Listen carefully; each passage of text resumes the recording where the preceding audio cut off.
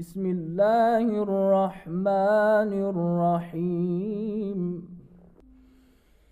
La ilaha illa huwal malikul quddusus salamul mu'minul muhaiminul azizul jabbarul mutakabbiru subhanallahi amma yushrikunahu wallahul khaliqul bari'ul musawwir. A'udzu billahi minasyaitonir rajim. Bismillahirrahmanirrahim. Assalamualaikum warahmatullahi wabarakatuh.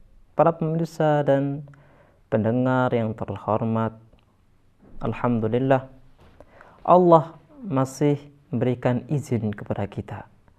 Allah masih memberikan kekuatan kepada kita. Allah masih memberikan hidayah kepada kita untuk selalu mencari tahu tentang dirinya.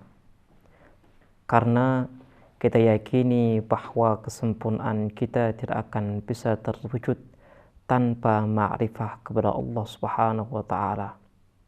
Kita tidak akan bisa menjadi insan kamil, manusia yang sempurna, tanpa kita mengetahui siapa pencipta kita. Makanya para pemirsa dan pendengar yang terhormat, kita ingin melanjutkan pelajaran kita tentang sifat-sifat Allah Subhanahu wa taala. Kita telah menyebutkan satu sifat salbi yang dinafikan dari diri Allah Subhanahu wa taala, yaitu tarkib, susunan. Allah itu tidak akan mungkin memiliki komponen-komponen. Dan kita sudah membicarakan panjang lebar bagaimana kita membuktikan bahwa Allah itu tidak memiliki susunan, bagaimana faidah daripada keyakinan bahwa Allah itu tidak memiliki susunan. Dan kita sudah menjelaskan dengan detail di pembahasan sebelumnya. Kemudian pembahasan pada kali ini adalah kita ingin menafikan sifat salbi yang kedua dari diri Allah Subhanahu wa taala, yaitu jismiyah. Sifat jismiyah adalah sifat yang harus dinafikan dari Allah Subhanahu wa ta'ala. Ketika Allah Subhanahu wa ta'ala adalah wajibul wujud, maka hanya kesempurnaan yang harus dimiliki oleh dirinya. Ketika Allah Subhanahu wa ta'ala adalah zat yang maha sempurna, maka hanya sifat-sifat sempurnalah yang melekat dalam dirinya. Dan kita ingin membahas tentang sifat jismiyah. Sifat jismiyah apakah bisa dikaitkan atau dinisbahkan kepada Allah Subhanahu wa taala ataukah tidak? Sebelum kita membahas tentang sifat jismiyah itu ada dalam diri Allah atau tidak, saya akan sebutkan berbagai pendapat. Mungkin ada dua pendapat masyhur di kalangan teologi Islam. Pendapat yang pertama mengatakan bahwa Allah itu berjisim, tapi jisimnya tidak seperti kita. Allah itu berbentuk, tapi bentuknya bukan seperti kita. Allah mempunyai tangan, tapi tangannya bukan seperti kita. Bukankah dalam Al-Quran kita membaca yadullah fawqa aydihim, Allah itu memiliki tangan, tapi tangan Allah berada di atas tangan mereka. Bukankah dalam Al-Quran kita melihat bahwa Allah Subhanahu wa ta'ala itu bisa dilihat? Ini adalah penjelasan Al-Quran. Masa penjelasan Al-Quran bisa kita ingkari, kata mereka. Jadi Kelompok yang pertama mengatakan Allah ini berbentuk seperti kita, bisa dilihat. Allah itu memiliki tangan seperti kita memiliki tangan, Allah memiliki tangan, tapi jenis tangannya berbeda. Ini adalah pandangan kelompok yang pertama. Kita balik pada pandangan kelompok yang kedua. Kelompok kedua begini, karena mereka menjadikan hukum rasional adalah hujjah. Hukum rasional adalah salah satu tolak ukur kebenaran. Maka mereka mengatakan bahwa sifat jismiyah itu bertolak belakang dengan kesempurnaan Allah Subhanahu wa taala. Mereka mengatakan bahwa ketika Allah itu berjisim, artinya Allah itu diliputi oleh tempat, diliputi oleh zaman, dan ini mustahil ada dan beri Allah Subhanahu wa taala. Ini adalah pendapat kelompok yang kedua. Para pemirsa dan pendengar yang saya hormati, bisa kita lihat bahwa telah terjadi polemik antara teolog-teolog Islam tentang masalah jismiyah itu sendiri. Sebagian mengatakan bahwa Allah itu berjisim, sebagian lagi mengatakan Allah itu tidak berjisim. Makanya pembahasan inilah pembahasan yang menarik kita kaji bersama. Kita ingin mencoba menggunakan rasio kita dalam menilai mana pendapat yang benar dan mana pendapat yang salah. Yang namanya jisim itu salah satu sifatnya itu memiliki bentuk, memiliki batasan zaman atau batasan tempat. Salah satunya adalah kitab lah ya, yang ada di depan saya. Kitab ini adalah berjisim. Ketika kitab ini berjisim, kita dapatkan bahwa kitab ini itu terbatas oleh tempat. Kitab ini tidak ada dalam tempat lain. Kitab ini hanya ada dalam atau di atas meja ini di depan saya. Kemudian besarnya, panjangnya juga terbatas, zamannya juga terbatas. Kitab ini pada zaman dulu tidak ada, adanya pada zaman sekarang. Terbatas dari sisi zaman, dari sisi tempat, terbatas semua. Sehingga salah satu ciri yang paling jelas yang ada dalam jisim adalah keterbatasan. Ya Rabb al-Ghawth al-Ghawth khallisna minan nari ya Rabb. Oke, kita sudah mengetahui tentang sifat yang paling jelas dalam jisim adalah keterbatasan. Kita ingin berusaha mengaitkan sifat ini dengan zat Allah Subhanahu wa taala.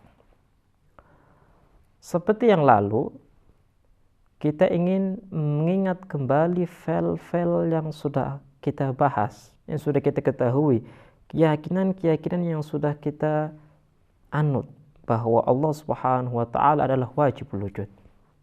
Allah Subhanahu wa taala adalah zat yang maha sempurna. Allah Subhanahu wa taala adalah zat yang kesempurnaannya tidak terbatas, karena keterbatasan adalah sifatnya mumkinul wujud. Keterbatasan adalah sifatnya makhluk. Sekarang kita ingin hubungkan dengan sifat jismiyah. Para pemirsa dan pendengar yang saya hormati, kita sudah bersama-sama menganalisa dan membahas tentang ciri-ciri yang paling jelas yang dimiliki oleh jisim, itu keterbatasan. Coba kita kaitkan antara sifat ini dengan sifatnya Tuhan, sifat ini dengan kesempurnaan Tuhan. Kalau kita memaksakan diri kita untuk meyakini bahwa Allah Subhanahu wa taala berjisim, maka sama dengan kita memaksakan diri kita untuk menerima dua hal yang kontradiksi. Kok bisa? Kalau kita meyakini bahwa Allah itu berjisim, maka sama dengan kita memaksa diri kita untuk meyakini dua hal yang kontradiksi. Begini, kita meyakini bahwa Allah itu maha sempurna, dan kesempurnaan Allah Subhanahu wa taala itu tidak terbatas. Ini adalah keyakinan kita dengan pembahasan yang lalu. Kemudian kita kaitkan dengan jismiyah. Jisim itu kita yakini bahwa jisim itu terbatas. Kemudian kita akan paksakan sifat jismiyah ini kepada zat Allah Subhanahu wa taala. Maka jadinya dalam diri Allah itu ada dua hal yang saling kontradiksi. Aneh. Allah itu dalam satu sisi adalah sempurna dan kesempurnaannya tidak terbatas, tapi di sisi lain memiliki sifat yang terbatas. Ini kan aneh. Jadi kalau kita memaksakan diri kita untuk meyakini bahwa Allah Subhanahu wa taala memiliki sifat jisim, maka kita sedang memerangi diri kita, sedang memerangi hukum rasional kita, bahwa dua hal yang kontradiksi tidak akan mungkin bertemu. Tidak akan mungkin kita mengatakan bahwa keberadaan dan ketiadaan itu akan bertemu, tidak akan mungkin. Ini adalah konsep dasar kita, tidak akan mungkin. Makanya argumen yang paling jelas dan paling simpel untuk membuktikan bahwa jismiyah itu harus dinafikan dari zat Allah Subhanahu wa taala adalah karena kelaziman meyakini jismiyah untuk Allah Subhanahu wa taala, yaitu kita meyakini Allah itu terbatas. Ketika kita meyakini Allah itu terbatas, maka ini bertolak belakang dengan keyakinan kita bahwa Allah itu maha sempurna. Coba para pemirsa dan pendengar lihat tentang apa? Tentang argumen simpel. Argumen simpel tentang penafian sifat jismiyah dari zat Allah Subhanahu wa taala. Jadi simpel kita bisa menjawab tentang polemik yang ada dalam dunia teologi Islam, bahwa apakah jismiyah ini bisa kita nisbahkan kepada Allah ataukah jismiyah ini tidak boleh kita nisbahkan kepada Allah. Kita sudah menjelaskan dengan simpel dan jelas, dengan mudah, berdasarkan tentang keyakinan-keyakinan kita bahwa Allah adalah wajibul wujud. Allah adalah zat yang kamil, zat yang maha sempurna, maka mustahil Allah itu memiliki sifat jisim. Ini adalah satu hal yang sangat-sangat jelas. Sehingga bolehlah kita memperhatikan argumen tekstual dari Al-Quranul Karim terkait dengan kebenaran satu keyakinan bahwa Allah itu tidak berjisim. Allah Subhanahu wa taala menjelaskan, A'udzubillahi minasyaitonirrajim. Bismillahirrahmanirrahim. Laisa kamitslihi syai'un. Allah dengan jelas mengatakan bahwa tidak ada sesuatu yang menyerupai dirinya. Perhatikan, laisa kamitslihi syai'un. Tidak ada sesuatu yang menyerupai diri Allah Subhanahu wa taala. Ayat ini terletak pada surah Syura ayat 11. Bisa mengecek sendiri bahwa Allah Subhanahu wa taala dengan jelas mengatakan bahwa tidak ada makhluknya, tidak ada sesuatu yang menyerupai dirinya. Kalau makhluk itu berjisim, maka apa? Maka Allah tidak berjisim. Kan itu yang kita pahami daripada ayat. Ketika Allah Subhanahu wa taala mengatakan tidak ada sesuatu yang menyerupai, artinya kita tidak bisa mengatakan bahwa manusia itu berjisim, maka tidak masalah kalau Allah juga berjisim dengan apa? Dengan melihat teks-teks Al-Quran yang lain. Jadi dengan hanya melihat bahwa Allah Subhanahu wa taala berfirman, yadullah fawqa aydihim, tangan Allah itu berada di tangan mereka, di atas tangan mereka, maka secara langsung kita katakan atau secara cepat kita katakan bahwa Allah Subhanahu wa taala itu berjisim. Sebentar dulu. Kita harus selaraskan kandungan ayat yang kita fahami dari ayat tadi, ayatullah fawqa aydihim, dengan ayat yang lain.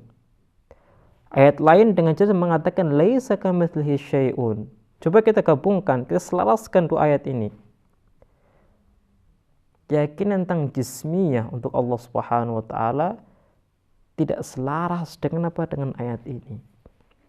Makanya ulama-ulama yang mengatakan bahwa Allah Subhanahu wa taala tidak berjisim, mereka memiliki arti lain, memiliki penafsiran lain tentang apa? Ayat yang mengatakan yatullah fawqa aydihim. Mereka mengatakan bahwa maksud daripada ayat di situ ta'ala itu adalah kekuatan.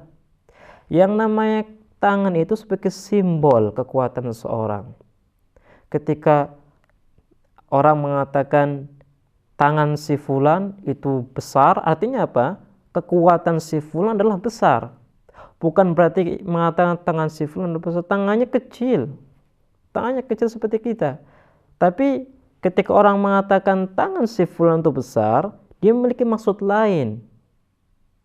Dia memiliki kinayah, memiliki hikayah yang lain dari perkataannya, yaitu apa?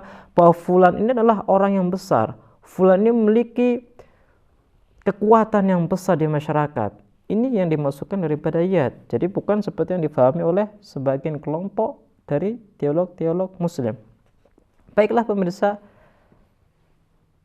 kita cukupkan bahasan tentang jismiyah, dan kita insya Allah akan bahas sifat salbi yang lain di pertemuan yang lain pula. Saya akhiri, wassalamualaikum warahmatullahi wabarakatuh.